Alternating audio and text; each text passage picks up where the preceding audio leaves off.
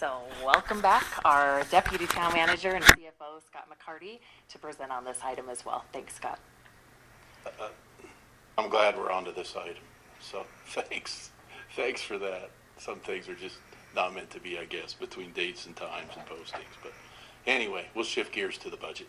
So we are here to continue the process that you've started back in January to adopt the town's fiscal year 25-26 budget, which starts July 1st. Those items in kind of the gray shading we've already completed, and that leaves us essentially 3 more meetings with 3 sets of approvals of various items. Tonight we'll be here about the tentative budget approval, which sets the maximum spending authority for next fiscal year. We'll come back in a couple of weeks, adopt the final budget, the corporate strategic plan, and any updates we might have to the financial policies. And then the last step will be on June 4th, where we adopt the associated property tax levy related to the fiscal year as well. So as they say, the end is near. We spent 3 hours back on April 16th as the budget committee of the council going through a very, I think, educational slideshow. You heard from myself, you heard from the police chief, the fire chief, and the public works director, and I think we honed in and focused on a lot of good discussion. There's a handful of slides here that are just the most germane from that, so I'll quickly go through those. And then as part of that discussion, there was really 2 things that we took away as staff. One was some sensitivity to the total budget and what that looks like compared to last year and moving forward, and so we've added some information about that. And then within that was some discussion about the contingencies, specifically the CIP contingency. So we've got some additional information on that and some additional thoughts on that to provide some opportunity for council discussion and feedback. So one of the, I guess, center stones of the next year's budget, or this budget that we're working on, has to do with some things, that we talked about that we just don't know. And so these definitely influenced how much money we have programmed to spend next year. Some of these will get resolved sooner than others. Some of these we probably have a little bit more control over than others, but we think it was important to just represent these, as they did have an influencing factor as how we put together the town's budget and some of the things that might impact our economy and some of our expenditures or revenue streams. And probably the most significant just has to do with the development of some single-family home subdivisions that don't have a current assured water supply, and the impact and the timing that might have on the community as we move forward. So in terms of moving forward, again, for perspective, you can see we're almost about 60% built out in 2025, and you can see over the next 10 years to 2035, on our projections, we get to about 90% build out. So when you think about it, see some of the numbers, especially the growth of some of the departments like police and fire, and when you see the infrastructure, this hopefully adds some context to why we continue to spend a significant amount of money in both of those, or in those areas amongst others, as we continue to literally build out the community. This is a deeper dive of the population projections by year for the next 10 years, and you can see there's some slowing, if you will, relative for us in the next couple years relative to population. A lot of that's tied to the development of the subdivisions that don't have, or the lack of development of the subdivisions without the assured water supply. And then if you kind of look in the outer part of the graph, you can kind of see we get back to a 6 and 7% annualized growth once we think we have that particular issue resolved and behind us. In terms of the tentative budget, it is a reduction of about 6% from last year. We had a slide at the last presentation that showed you by type of expenditure what that looks like. Comparing one year budget to the next is a little bit tricky, and we added some details to be able to do that, especially as we complete one big CIP project and add another. It might look like we're spending more or less money in one year, but as I said at the meeting last time we discussed, that doesn't mean it's any more or less important. It just means that that's the kind of the cycle of projects that we're in. We continue with continued tax and fee reductions. We talked about the water replenishment fees in the last presentation. We'll continue with the walk down of the primary property taxes and the elimination of the street light taxes. We believe, and from the feedback we received from councils, reaffirmed that the budget is consistent with the town council's strategic priorities. You see noticeable service increases in police, fire, transportation, and again, you heard from the 3 department directors at the last meeting, and then we have the creation of the town attorney's office in the next year's budget as well. In terms of FTEs, about 37 across the entire organization. 34 of those are in the operating budget, and of the 34, a majority of those are in police and fire. For further specificity, we continue to build infrastructure. You'll see a graph of that. We have the updated impact fees that we worked on through the tail end of last calendar year and into this year, and in fact those new fees take effect on Monday, if you can believe that or not. And then, as we've mentioned several times, a lot of the staff work and focus right now is on water and wastewater and solid waste rates, both on the monthly bills, as we talked about in the previous item, as well as updating the capacity fees to be able to build the infrastructure that we need, mainly in the water and the wastewater areas. This is a snapshot, if you will, of the tentative budget, and it breaks it down into its major components. The thing that stands out probably first is that over half the budget is related to infrastructure, anything from transportation to fire infrastructure to parks to water resources, police, and other infrastructure, general government. And then the operating budget's the blue piece of pie up there in the upper right-hand corner, and that's essentially where we pay for our day-to-day services, police and fire and transportation maintenance and those types of things. When we talked about looking ahead and how much money we were programming into next year's budget, and you can kind of see here in the fiscal year 25-26 column there, you can see that the revenues are in excess of the expenditures by about $6.1 million. And we talked about why we're holding some of that capacity back, as we need that as we know of 3 major public safety expenses that are forthcoming over the next 3 years.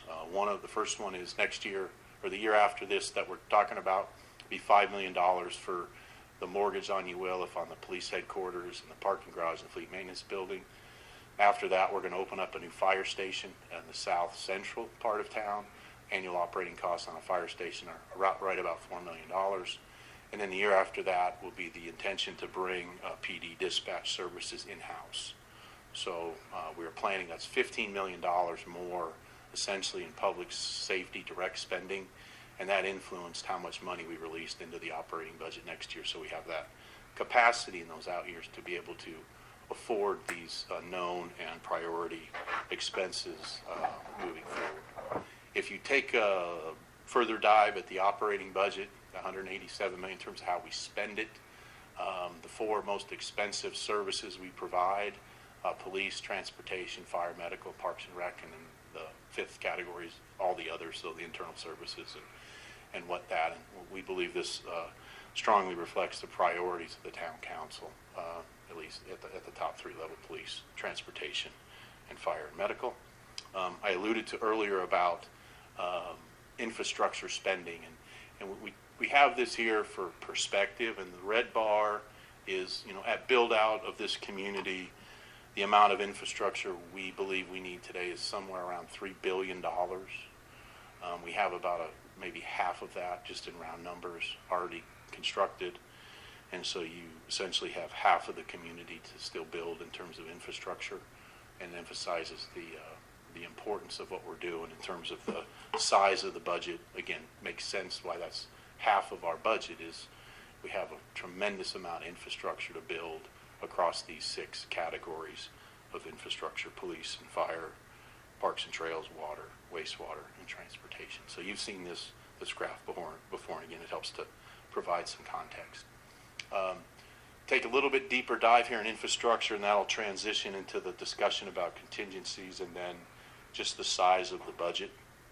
So when we're dealing with projects, we have kind of 3 categories. We have the projects that are under contract in these various categories. It's $155 million. And then we have new priority projects, and then we have a $50 million contingency. So that's how you get to the $355.6 million in the tentative budget for infrastructure. These are the priority projects. Many of these you have some awareness of. We've referred to the police headquarters, for example, and some of the other buildings, the fleet building and the purchase of transportation projects and the purchase of water resources in the Harquahela. So we call those our priority projects. And if you try to this is one of the slides we added based on the conversation at the April meeting, you kind of look ahead and how we foresee that. If you look at next year's budget, about 110 million of it are truly new projects, but almost 200 million are projects that we have in some way of starting this year that are going to carry forward into next year. So good example, that's the police headquarters. We're doing some design this year, but that'll carry forward into next year, et cetera, et cetera. So anytime we have a contract we sign in the year that we sign it, we need the full budget authority. But when it comes to a project, we're never going to spend all of that budget authority in 1 year because the projects do not take, they take more than a year to build. So this is getting a little bit into understanding why we need a contingency in the size of the budget. So that's what next year looks like. And then if you look out, just if you look in terms of new projects, which is that dark green, you can see we got a list of about $257 million. Next year, 243. What you're not seeing in those bars is what gets carried forward from 25, 26. So it's sort of the gift that keeps on giving, if you will. But it does give you a sense over the next 4 years, beyond the budget year we're talking about, that we have continued significant expenses in infrastructure, 257, 243, 169, and then almost 190. That's a little bit deeper dive on infrastructure. If we do the same on the contingencies, we really have 5 types of contingencies. The bottom 3 are relatively small relative to the conversation about how contingencies influence the total budget, which is, again, was a takeaway from us at the last meeting. The 2 things that really influence the contingency and then ultimately the size of the budget, the first is what we need for new construction projects, and I'll go through what that looks like and feels like in subsequent slides. And then the second item is the one that I just talked about, is we have to carry forward that spending authority for the projects that we start in one particular year. And granted, it might take us 2 or 3 years to complete a road project if you think all the way back to the start of design, to acquiring land, to clearing the utilities, to building the road. It definitely takes 2, 3, and multiple years beyond that potentially. So wanted to kind of set the framework a little bit about the contingency. So why contingencies? Now, first off, I'll acknowledge they're magnified in a growing community like us. If you're in a community that's built out, the need for contingencies is probably not as great as we have. But as I look at it, it's the third bullet point, and it's just the way that I look at this. This is insurance for us against not being able to do something really important because we don't have that budget authority to do that. And then I think the other most important point is, in order for us to spend the contingency, town council has to approve it. And you have done that on occasion. If we bring forward a new project, at the time you approve the contract for that project, you move money out of the contingency to wherever it needs to be, the transportation fund. And at that same time, we also tell you how you're going to pay for whatever it is that you're creating. So that's a little bit of nuance to us. But within that, we have rules within the state of Arizona. So the final adopted budget cannot be increased. And again, that goes back to that insurance policy. With everything that we've got going on, we would hate to be in a position where our budget can't allow us to take advantage of some unforeseen expenditure that betters the community. And so that's an influencing factor. And then again, as I alluded to earlier, whenever we sign a contract, and again, for this case, it's mostly on major construction contracts, a $20, $30 million road, we have to have that entire full budget authority in the year we sign it, and then we have to carry forward what's unspent year 1, year 2, and then perhaps into. And we fully acknowledge that it influences the total budget. In the case of the CIP, we have this that we have in the recommended budget, it's at $50 million. So to kind of help communicate that a little better and a little bit clearer, we've added some more slides. So here's some examples of uses that we've experienced. One is an obvious one where we just didn't have enough budget originally in the adopted budget for a project, or through a series of change orders in a street project where we got the utilities on site and we realized there's more utility work, for example, to do than we originally thought. Sometimes we move a project up in a 5-year plan from year 3 to year 1, based on development that's going on in the area, and we got to put a road in or add a water main sooner than we thought. There are occasions where a new project wasn't included in the CIP for whatever reason. And sometimes, we take advantage of price discounts. This is probably most notable when we buy fire apparatus. Sometimes we can buy the fire apparatus by the end of the fiscal year. We have a 3 or 5% discount, and when you're buying a $750,000 piece of equipment, that's worth doing. And then the other one that you'll see an example of is debt refinancing that are market driven. So if interest rates during the course of the year go down, it makes sense for us to do the debt refinancing. We're not going to be able to predict that when we put the budget together. We use the contingency to allow us to basically refinance that debt and incur that expense. So that's the theoretical part. Here's some practical examples going way back to 2021.